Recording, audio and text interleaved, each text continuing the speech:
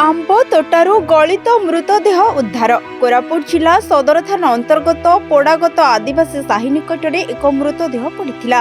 किछि लोके प्लास्टिक बोतल गोटाउथिबा बेले एक गात भितरे मृतदेह पड़िथिबा देखि स्थानीय लोकंकु खबर दैथिले।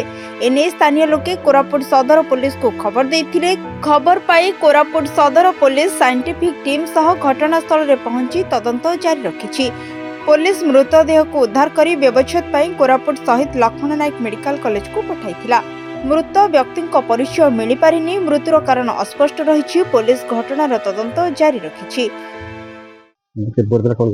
आज लोक बट फटो काटुले पिला देखिले देखिले गाँ खबर देले गाँ खबर देले गाँ खबर कथा ना आम सार मन जन आज इनकार कर कोरापुट प्रमोद जेना रिपोर्ट सरकार न्यूज।